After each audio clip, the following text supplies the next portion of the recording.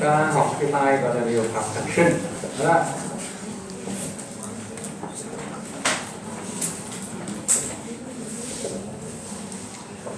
Kháng sinh là một cái vấn đề mà rất là phổ biến trong quá trình chúng ta dùng trên lâm sàng, nhưng mà hỏi thuốc thì hầu như 9 bác sĩ trên 10 là không biết gì hết. Hôm nay chúng ta học tại 9 trên 10 không biết gì hết đó, bằng cái phương tiện nghe gì. Vì bây giờ chúng ta không cần đi học y 5, y 6, chúng ta nghe đau cái gì chúng ta cho kháng sinh rồi, nhưng hỏi vì sao cho thì không biết. Kể cả thầy vậy cho không biết, và thậm chí phối hợp đến cái phối hợp đó là có lợi có hại. Như vậy hôm nay chúng ta sẽ học cái bài này.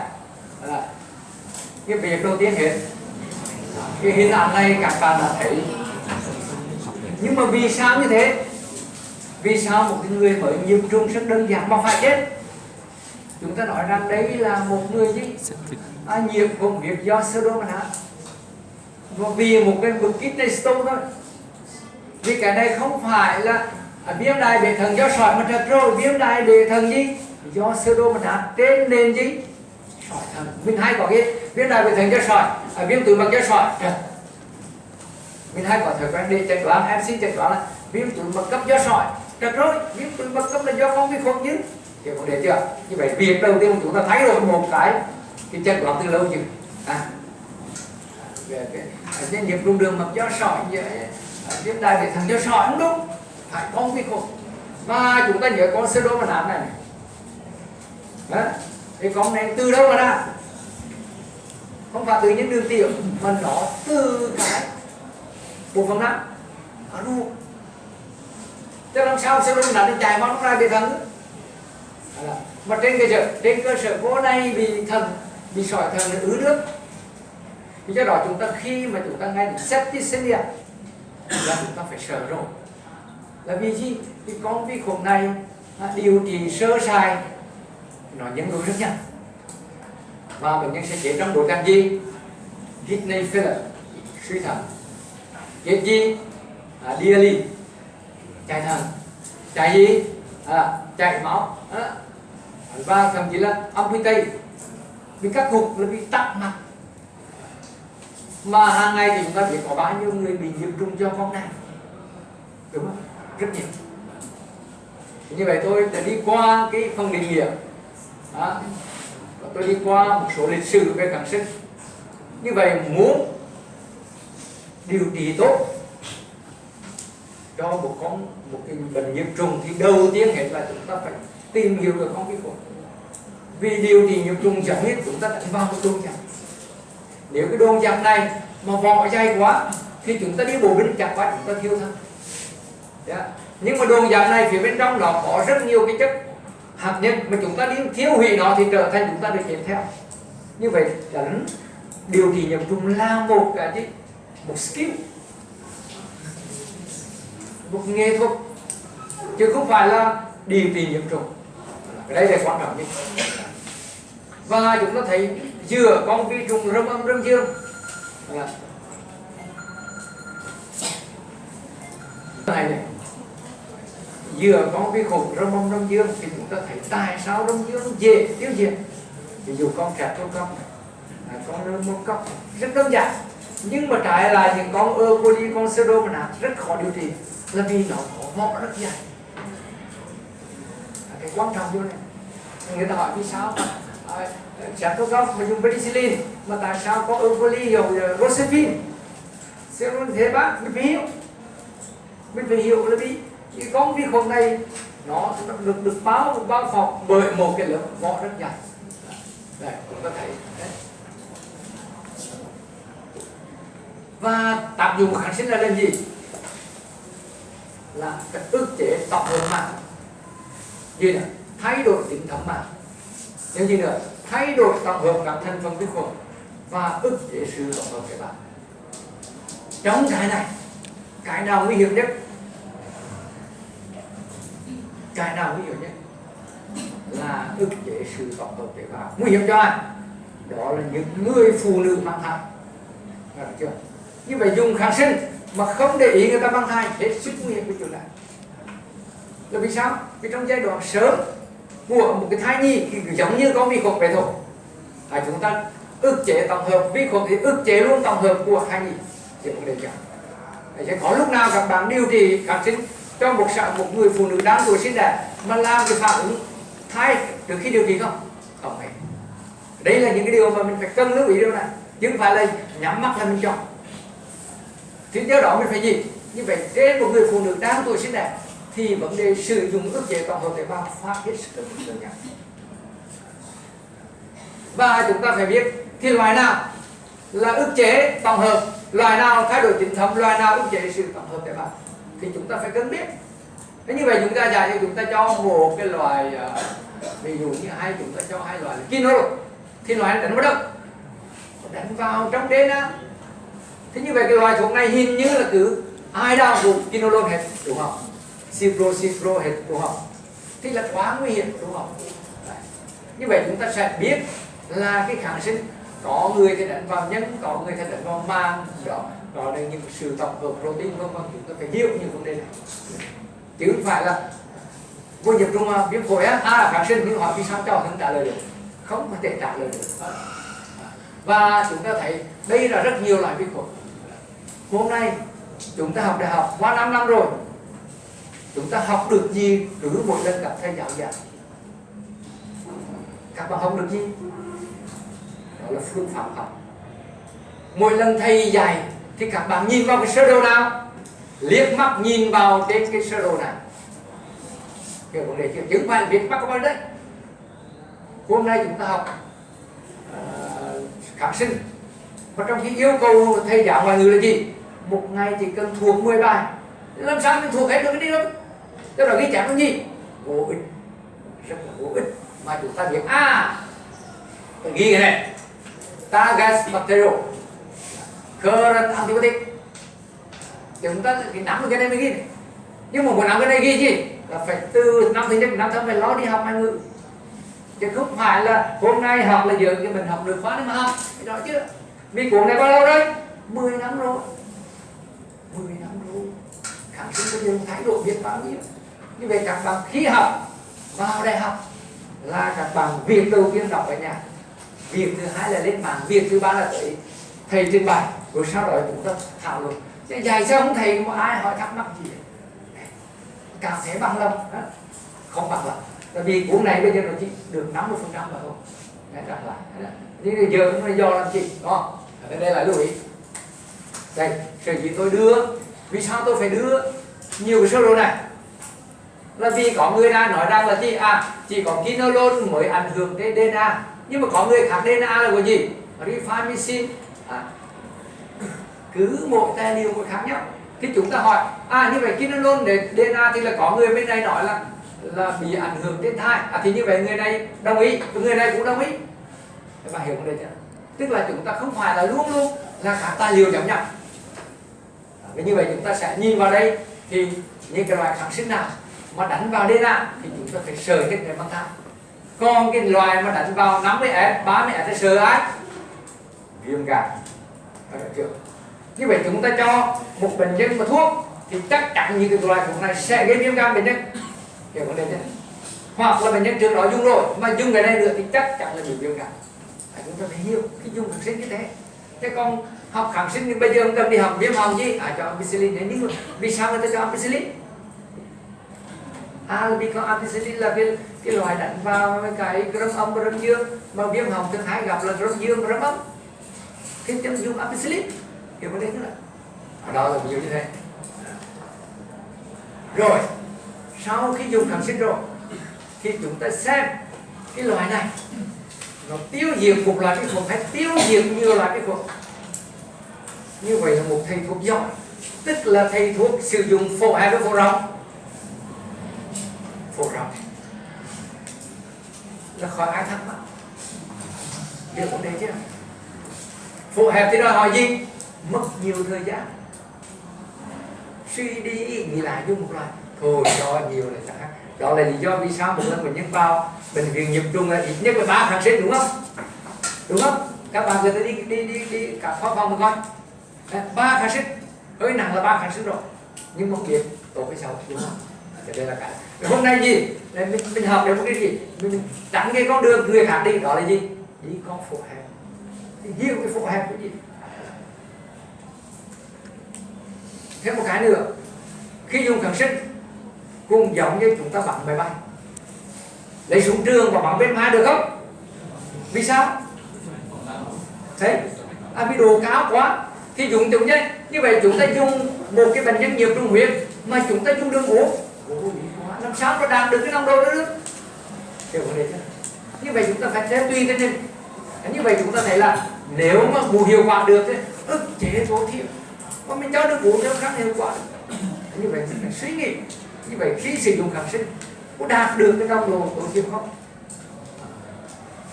Rồi thêm một cái nữa, ở Việt Nam mình là một con gái uống là hay bị sợ phản ứng phụ, nên như là thường uống gì là ăn rồi đúng không? Hiểu vấn đề này. Nhưng mà có nhiều loại thuốc là ăn rồi là mất tác dụng. Mà gì? Y tá có biết đâu.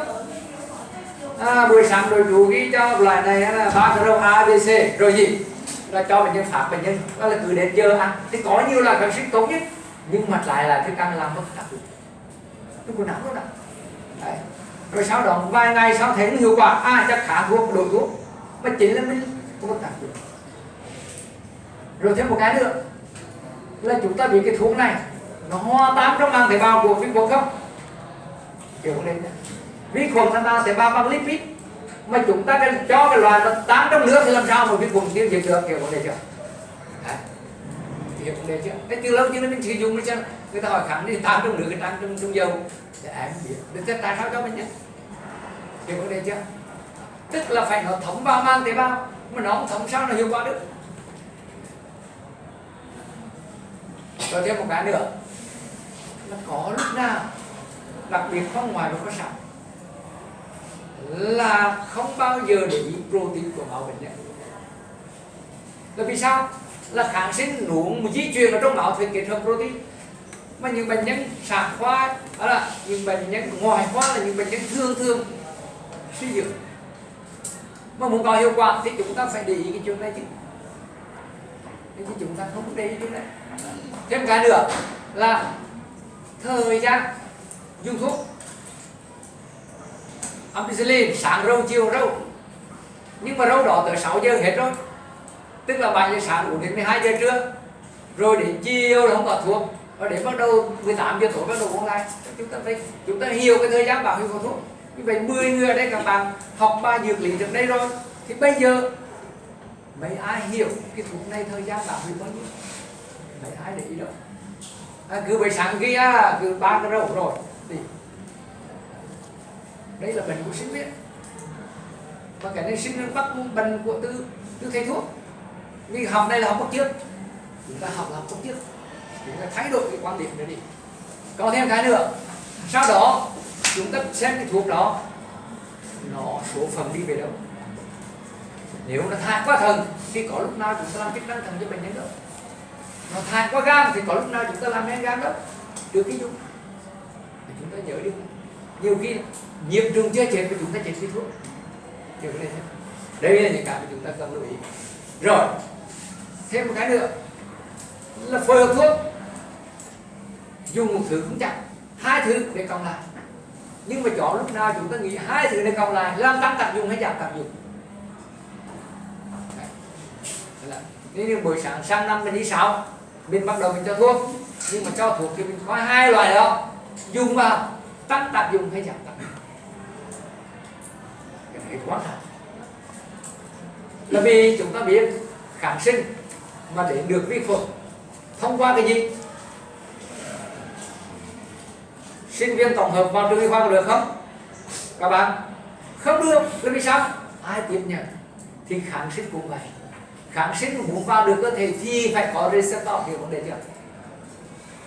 Như vậy chúng ta sử dụng quá nhiều thuốc thì cạnh tranh nhau trên receptor, đúng không? Các bạn hiểu vấn đề chưa? Thì làm sao có hiệu quả? Mình phải hiểu điều này. Không phải là mình đá bắn mà một hậu vệ bảng mà mình 3 tiền đào vào thì làm gì mình sẽ ăn được? Hiểu vấn đề chưa? Cái đấy là mình phải nhớ. Cái tôi nói là dùng kháng sinh là một nghệ thuật. Nghệ thuật. Mà nghệ thuật này gì? Đòi hỏi cái thứ gì? Đây là và B. Khi A cộng B thì là tăng hiệu quả tác dụng lên. A và B thì là giữa A và B, hoặc là gì chỉ một trong hai cái. Như vậy khi tiêu dùng kháng sinh thì như thế này tốt nhất, còn như thế này thì không hiệu quả. Đi nữa, rồi sau đó là chúng ta xét rồi, có những lúc là chúng ta thấy có những loại thuốc nó tác dụng kéo dài hơn, thì chúng ta cần biết để thay vì chúng ta làm chích 3 lần thì trở thành chích 2 lần, chích 4 lần trở thành chích 3 lần, kiểu vấn đề đó. Một điều nữa là cái điều này hầu như rơi vào các bác sĩ của chúng ta. Thứ nhất, liều dùng không đủ cao để đạt nồng độ cần thiết tại mô đen. Ví dụ người ta hỏi khi bệnh nhân nhiễm trùng đó cho cái liều đó, liều MMC có đạt được không? Ví dụ một người bị nhiễm trùng huyết mà nghi có vào màng nặng thì kháng sinh lúc đó phải tăng gấp 3 lần. Vì sao? Vì kháng sinh vào màng nặng chỉ được 30%. Như vậy anh muốn đạt được nồng độ trong huyết tương thì anh phải nhân lên 3 lần. Hiểu vấn đề chứ? Phải hiểu vấn đề đấy. Thứ hai là gì nữa? Dùng bao lâu? Dùng bao lâu? Rồi khi dùng có tương tác với các thuốc không? Đây là những cái lưu ý. Rồi chứ nữa. Rồi sau khi dùng kháng sinh thì chúng ta thấy gì? Dùng rau nhiều quá thì rau dương nổi bật. Dùng rau dương nhiều quá thì rau âm nổi bật. Và gọi là phổ ròng thì bệnh nhân nấm nổi bật. Các bạn hiểu vấn đề chưa? Nhưng cái này phải lưu ý. Và một người mà truyền đến mà thấy nấmในmiệng thì chứng tỏ chàng ấy dùng kháng sinh quá nhiều rồi, hoặc là gì tê kháng có nữa rồi. Thì đây là cái mình phải cần lưu ý. Rồi mang thai, rất nhiều loại thuốc ảnh hưởng đến sự mang thai. Bây giờ cái phân loại kháng sinh này ở trong cái cua chúng ta có đầy đủ. Bây giờ chúng ta trước mắt là chúng ta thấy rất nhiều, nhiều. Như vậy là trước hết làm trước khi điều trị kháng sinh thì đầu tiên là chúng ta phải xem tiên pháp hay thử pháp. Tiên pháp thì nếu tiên pháp đơn thuần thì khác, một vừa tiên vừa thử pháp thì đây là một nhiễm khuẩn huyết. Mà nhiễm khuẩn huyết thì đòi hỏi chúng ta phải lưu lượng rất là cao. Thứ hai nữa là chúng ta xác định vi khuẩn gì. Rồi gì nữa? Công thức bạch cầu CRP, procalcitonin, thậm chí huyết thanh chẩn đoán. Và vấn đề chọn ngay. Ví dụ như con coli thì phải cho ngay, sodium nat phải cho ngay. Vì nếu muộn hơn thì là dẫn đến gì? Shock septic. Nhưng mà vi khuẩn lao thì chờ đợi là vì sao? Nó đến 24 đến 48 nó mới nhắc đốt, không có chứ phải lo sợ hết. Rồi chọn kháng sinh. Cái kháng sinh mình đang đó dùng đó, cái cơ quan đó có đến được không? Nếu ở xương thì kháng sinh gì, ở phổi thì kháng sinh gì, ở da kháng sinh gì. Rồi gì nữa? Loại vi khuẩn. Và đặc biệt mình phải hiểu cho loại kháng sinh đang sử dụng. Nếu chúng ta không hiểu kháng sinh đang sử dụng thì chẳng qua chúng ta mù mà thôi, cho mù mà thôi. Đây, những cái bị hưởng ở da thì mình phải gợi ý đây là cái gì? Là con tụ cầu luôn. Đây, cái con tụ cầu viêm dai thế này chúng ta thấy. Đây là trong hợp gì? Viêm nội tắc nặng. Đây, con tụ cầu vô vân chúng ta phải sức lưu ý, tức là thấy cái tổn thương tiên phạt, tổn thương tự phạt thì đây là tổn thương liên quan đến tụ cầu. Nhiều khi chúng ta đánh giá cái bên ngoài, cái vết thương chưa đủ, mà đôi khi chúng ta phải thấy bên trong. Rồi gì nữa? Rồi mình xem một bị đề kháng không? Rồi mình xem là đề kháng này thấp hay giảm. Đây những vết thương như thế này, nhiều khi là cứ chích kháng sinh nhưng mà nhà ra chúng ta tháo đi thì rút hẳn ngay. Đó hỏi với nghệ thuật chúng phải tháo ra đây, các bạn thấy tháo ra chúng ta dùng kháng sinh. Nhiều khi thì những cái ổ sơ gan giai đoạn sớm chúng ta phải chọc vào để kháng sinh nó đi theo đường ống vào, hiểu vấn đề chứ? Không thôi chúng ta là điều trị chặt qua, chúng ta bao vây trở thành một cái vỏ, hiểu vấn đề. Đây là những cái mà chúng ta hết sức lưu ý. Hoặc là những bệnh nhân bị viêm xương thì chọn kháng sinh nào để được xương như thế. Rồi còn nhiều khi nữa là chúng ta có những vết thương này, nhưng mà liệu chúng ta dùng kháng sinh được không? Người ta gọi đấy là vật cản. Vì người này tắc vật thì nó gây hoại tử, chúng ta dùng kháng sinh làm gì? Có hiểu vấn đề thế nào? Đây đặc biệt là chúng ta gặp những bệnh nhân, đây là những bệnh nhân về đái đường hoặc là bệnh nhân gì ấy, thì chúng ta thấy có những vết thương không chất, nhưng mà chúng ta chích từ tháng này qua tháng đó, mà trong khi gì chích tới ngang đây mày vì mạch máu đây cũng được thông thương nữa, nó tắc mạch nữa. Các bạn hiểu vấn đề nhé? Như vậy các bạn thấy những cái vết thương này lúc như đòi hỏi thời gian 9 tháng điều trị, 8 tháng đòi hỏi cái đứa cha. Như vậy gì nó đòi hỏi chúng ta sẽ tắm sóc tại chỗ nữa, chứ không phải chỉ dùng kháng sinh nữa thôi. Đây là những cái mà chúng ta cần lưu ý. Như vậy cái khó khăn nhất cho chúng ta là những ngày giờ đầu bệnh nhân nhiễm khuẩn. Cái đó cái quan trọng nhất của sinh viên là làm sao xác định cơ quan bị nhiễm khuẩn. Cơ quan là sốt chưa rõ nguyên nhân thì phải tìm cơ quan đó. Vì một cơ quan thì vi khuẩn khác nhau. Ví dụ ở miệng thì con gì, ở da thì con gì, ở đường tiểu con gì, ở đường hô hấp dưới thì con gì, bằng não con gì. Hiểu không đấy? Như vậy một bệnh nhân vào, bác sĩ là gì, y tá là gì trong nhiễm khuẩn?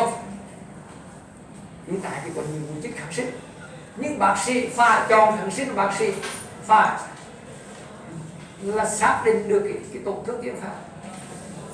Mà trong những ngày giờ đầu làm sao chúng ta chờ đợi cái máu thì viêm bằng nào thì mấy ngày sau thì bệnh nhân đã vắt hóa rồi, chờ đợi cái máu thì đã vắt hóa rồi, thì do đó chúng ta phải cần có một sự suy nghĩ.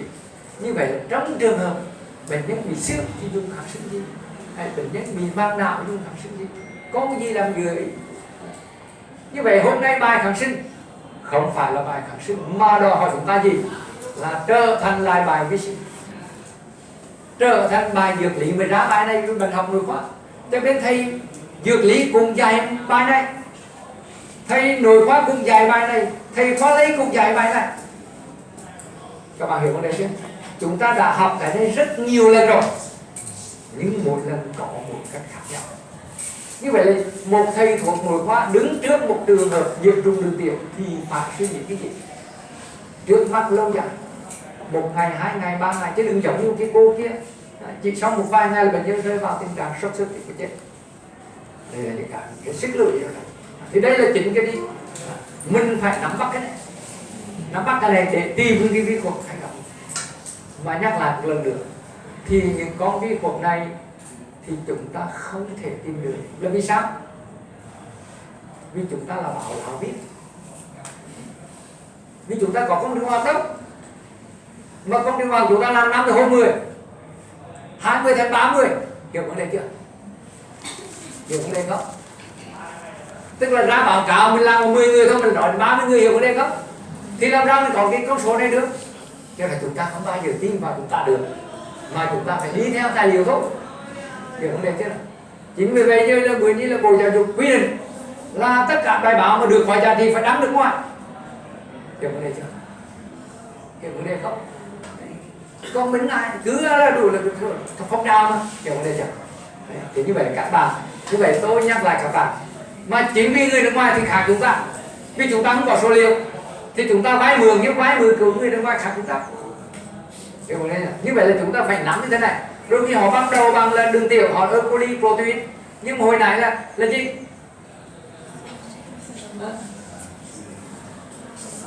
Là con sữa mà đây như thế này, đây ví dụ đã cái trường hợp như vậy là rồi gì nữa, sau khi dùng xong thì chúng ta phải biết gì, bệnh nhân bị dừng không, chức năng gan thận như thế nào, để thời gian bảo hủy phải giảm tiêu đi chứ. Đây là cái lỗi. Đây là những trường hợp dùng đơ đầu, đường dùng, ai là người phải tiếp mặt, ai là người tiếp bắp, ai đường uống, ai người bôi, ai truy liên tục, thời gian dùng bao nhiêu, thuốc nên đi theo kinh tế hay đi theo chất lượng. Đặc biệt những trường hợp nặng thì nên đi theo chất lượng. Hiểu không? chúng ta nhìn trong sơ đồ này, ai là người phải được truyền liên tục, ai là cái bắp, ai được uống. Hiểu không? Đây là cái chúng ta lưu ý. Đây là những cái vết thương mà chúng ta sẽ thấy dùng trong bao lâu? 10 ngày, 5 ngày, 3 ngày, 14 ngày, 42 ngày, 42 ngày. Chúng ta phải nhớ điều này. Dùng bao lâu? Nhưng mà dùng để một cái viêm khớp mà dùng hơn 1 ngày mà còn đau nữa thì chứng tỏ gì? Chúng ta chẩn đoán sai rồi. Sai gì? Sai loại vi khuẩn. Hiểu không? Và chúng ta thấy là bệnh nhân là chẩn đoán rồi mà mới dùng 10 ngày đời chúng ta cắt lấn được cái vi hành nguyên tắc không để trong 1 ngày, kiểu đó đấy. Cái đấy là một số nguyên tắc người ta bắt buộc mình phải tuân thủ. Vì muốn có con số này thì người ta làm hàng ngàn bệnh nhân vì có được con số này. Lưu ý.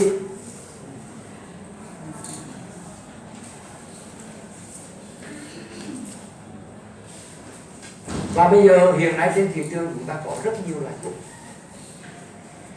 Người ta gọi là thuốc nhái. Thuốc nhái là gì? Rẻ tiền hơn. Hiểu vấn đề không? Lời A, lời B. Nhưng mà hiện nay về bảo hiểm y tế thì người ta chỉ duyệt nhập vào những loại thuốc rẻ tiền. Nhưng mà bản thân mình đau thì mình lấy thuốc đắt tiền luôn. Nhưng mà nhập cho nhân dân thì nhập loại phải rẻ tiền chứ. Vô thuốc chưa? Hả? Thì bây giờ chúng ta đồng ý mình nhập. Nhưng mà gì? Cái thuốc đó là giá 1/2 đến 2/3 thuốc gốc. Nhưng mà cái hiệu quả về dược đồng học là phải trên 85% so với thuốc gốc. Lưu ý điều này. Sau đây dược đâu là toàn đây là toàn lên giám đốc hết, duyệt xét duyệt thuốc. 10 năm sau lên toàn giám đốc hết. Duyệt thuốc thì mình phải nhớ cái điều này. Nhưng cái là thuốc tới của chúng ta thì phải chứng minh cho tôi đây là dược phẩm kinh tế. Dược phẩm kinh tế là gì? Là giá thuốc là bằng 1/2 hoặc 2/3 thuốc gốc. Nhưng mà hiệu quả trên huyết đồng học là phải trên 85% so với thuốc gốc. Nếu không chúng ta sẽ bị đề kháng thuốc. Bây giờ những kháng sinh thường dùng trên lâm sàng thì chúng ta có rất nhiều loại thuốc. Vì tất cả những thuốc chi tiết thì trong này rồi thì tôi nhắc lại cho các bạn. Như vậy chúng ta có là nhóm beta-glutamine. Thì những cái thuốc mà chúng ta hàng ngày tới bệnh viện các thầy hay cho đó chẳng qua là thế hệ mà thôi. Ví dụ chúng ta dùng penicillin không hiệu quả, chúng ta chuyển qua cephalosporin không hiệu quả, chúng ta chuyển qua cả carbapenem không hiệu quả, chúng ta dùng monobactam, chẳng qua cái này là beta-lactam mà thôi. Như vậy nói lên cái gì? Nếu người này giữ cái này thì cái này cũng có giữ, thấy rõ chưa? Và không hiệu quả cái này thì coi tin cái này cũng không hiệu quả, thấy rõ không? Đấy là mình phải nhớ, chẳng qua là dòng họ mà thôi, chứ không phải là cái thuốc này là thuốc quý nhất. Ở đây là những cái thế hệ thuốc. Đấy tôi giới thiệu cho các bạn. Trong cái loại thuốc này là thuốc mà từ lâu chúng ta hay dùng nhất, đó là penicillin. Thì hiện nay hầu như người ta đã quên cái này rồi. Vì penicillin trước đây có lần uống, có lần chích vân vân, bây giờ người ta đã quên hầu như penicillin vào bệnh viện chỉ còn ở đâu? Ở khoa nhi để dự phòng tập tim và ở khoa nội tiết mà thôi, chứ còn hầu như người ta lãng quên. Và cái penicillin là vì sao mà đánh cái đông dương là vì đánh con vắt, hiểu không này chưa? Đó là đánh con vắt. Trong penicillin này thì tôi chỉ nhắc một điều, có nhiều dạng kết hợp vân vân, đó là nhắc một điều đó là choáng phản vệ. Như vậy thì penicillin choáng phản vệ thì cephalosporin cũng choáng phản vệ, nghe rõ chưa? Đó. Mà choáng phản vệ chết ngay đâu? Mấy giây? Người ta là chết nhắn răng. Chết nhắn răng là chết chứ? Quá nhanh. Tại sao sốc phản vệ chích penicillin là chết nhanh như thế? Choáng phản vệ là choáng ở đâu? Choáng ở đâu? Sau này mình cho bệnh nhân chích penicillin, nhưng mà người bị mang họ là ai? Là y tá. Hiểu vấn đề thế nào? Vì có cái tải sống 19 vì sốc chứ có đâu là bác sĩ cho thuốc sốc đâu. Vấn đề không? Đúng nhất là mình kê đơn thì tại sao chết nhanh? Cái này phải lưu ý. Như vậy trong cái vấn đề dùng kháng sinh, vi khuẩn chưa chết mà bệnh nhân chết vì kháng sinh được, đó là choáng phản vệ. Vì sao chết nhanh? Là vì trong 5 năm học vừa rồi cứ toàn sách vở đấy, lúc nào có suy nghĩ hết, không có ai hỏi câu hỏi cho mình hết. Hiểu vấn đề không? Không bao giờ cứ nghe đi cảm thấy thỏa mãn, đúng không? Đấy. Mà trong khi là gì? Cái choáng phản vệ là cái chết đầu tiên của bài kháng sinh. Chết xong bệnh nhân chết đi. Bây giờ tôi nói với một người giả sử như là họ 50 cân, 50 cân thì họ có bao nhiêu máu? 800 mấy. Dễ sợ chưa? Gần đến 100 người mà mất cân bản.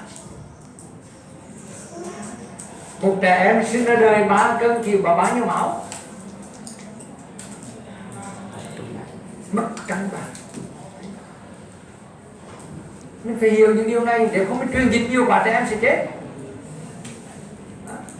Chúng ta cứ nhân cho cái này 70ml thì ra là 3.500ml máu, nhân cho 80 thì 3.240ml máu. Phải luôn luôn nhớ cái điều này. Nhớ chưa? Nếu chưa hỏi em 7 lít thì em 5 lít là chúng ta ăn hiếm chết. Cái ăn kia là mập gầy hơn, dạ em 5 lít. 4 lít chưa? Đúng. Cứ mỗi trong một khối cơ thì chúng ta có khoảng 70ml nằm bên trong. Hiểu vấn đề chưa? Đấy. Nhưng mà nằm bên trong là hệ nằm mạch máu nào? Mạch máu nào? Đấy. Động mạch của chúng ta là gồm mấy hệ thống? Bao nhiêu? Chia bao nhiêu nhánh? Đấy. Động mạch, tiểu động mạch, tiền mao mạch và cuối cùng là mao mạch. Hiểu vấn đề chưa? Mắt chúng ta thấy được cái động mạch nào? Tiểu động mạch mà thôi. Hiểu vấn đề chưa? Tiểu động mạch mà thôi. Vì sao? Vì đường kính này trên 500 micromet. Hiểu vấn đề chưa? Thế coi những cái đó nó không thấy được. Khi mình chụp mạch vành thì mình thấy gì? Các mạch lớn mà thôi, chứ không thấy mạch nhỏ được. Mà mạch lớn thì chứa bao nhiêu máu?